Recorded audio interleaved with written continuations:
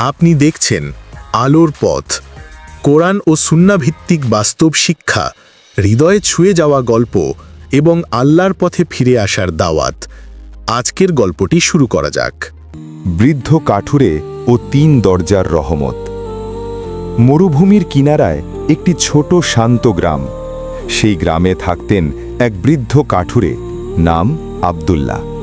তার বয়স অনেক, দেহে শক্তি কমে গেছে, কিন্তু আল্লাহর ওপর ভরসা অসম্ভব শক্তিশালী।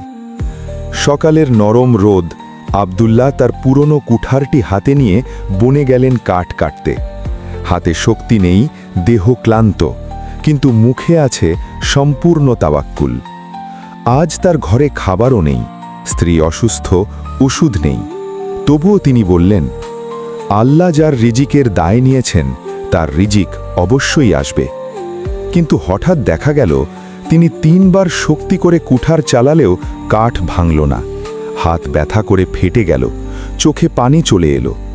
তখন তিনি একটু দূরে বসে আকাশের দিকে তাকিয়ে দোয়া করলেন, হে আল্লাহ, আমি দরিদ্র, আমার শক্তি কম, তুমি তো করুণাময়, তুমি আমাকে ছাড়বে না। হঠাৎ আকাশে মেঘ জমল, ডেজার্টের রোদ ঢেকে গিয়ে শীতল বাতাস বইতে লাগল।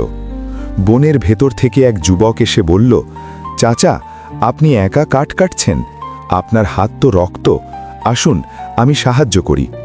যুবক মুহূর্তেই অনেক কাঠ কেটে দিল। বৃদ্ধ বললেন, বাবা, তোমাকে কি আমি চিনি? যুবক হাসল, না চাচা, আমি আপনার রিজিকের জন্য পাঠানো একজন মানুষ। আল্লাহর রহমত অনেক রকম। বৃদ্ধ বুঝলেন এটাই রহমতের প্রথম দরজা।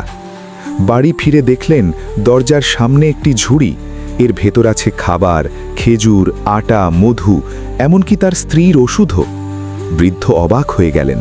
পাশে লেখা একটি ছোট কাগজ, যে আল্লাহর ওপরে ভরসা করে আল্লাহ তার জন্য যথেষ্ট। কোনো নাম নেই। রহমতের দ্বিতীয় দরজা, মানুষের হৃদয়ে আল্লাহ দান ঢেলে দেন। রাতে স্ত্রীর অবস্থা আরও খারাপ হলো, তিনি শ্বাস নিতে পারছিলেন না। বৃদ্ধ অন্ধকার রাতে একা রাস্তা ধরে দৌড়াতে লাগলেন ডাক্তার খুঁজতে। রাস্তা নির্জন, চারপাশে অন্ধকার। হঠাৎ তিনি পা পিছলে পড়ে গেলেন, হাঁটুতে রক্ত, চোখে পানি। তিনি কান্না করে বললেন, হে আল্লাহ, তোমার পরীক্ষা কঠিন, কিন্তু আমি ধৈর্য ধরব। তখন দূরে একটি আলো দেখা গেল। একজন ভ্রমণকারী ডাক্তার উট নিয়ে যাচ্ছিলেন। ডাক্তার নিজেই কাছে এসে বললেন, মনে হলো কেউ ডাকছে, তাই থামলাম। বৃদ্ধ বললেন, আমি তো ডাকিনি। ডাক্তার বললেন, তাহলে আল্লাহই আমাকে এখানে থামিয়েছেন। এটাই রহমতের তৃতীয় দরজা। ডাক্তার ঘরে এসে বৃদ্ধার চিকিৎসা করলেন। আল্লাহর রহমতে তিনি ধীরে ধীরে সুস্থ হলেন। বৃদ্ধ সিজদা করে কাঁদতে লাগলেন, হে আল্লাহ, তুমি ৩ দরজায় আমাকে রহমত দেখালে, শরীরের সাহায্য, খাবারের রিজিক আর স্ত্রীর জীবন।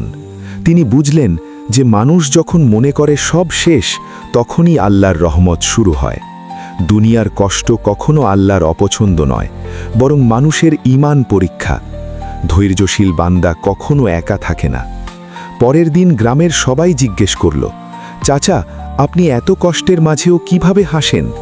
বৃদ্ধ আব্দুল্লাহ বললেন, আমি আল্লাহর বান্দা, আর আল্লাহ আমাকে কখনো একদিনও নিরাশ করেননি। রহমত আসতে দেরি হতে পারে, কিন্তু হারিয়ে যায় না। এ কথা শুনে গ্রামের মানুষ আল্লাহর উপর ভরসা করা, ধৈর্য, দোয়া এবং তাওয়াক্কুলের শিক্ষা নিল। আমরা এই গল্প থেকে শিখতে পারি, আল্লাহর রহমত আসে ৩ ভাবে: মানুষ, বস্তু এবং সময়ের মাধ্যমে।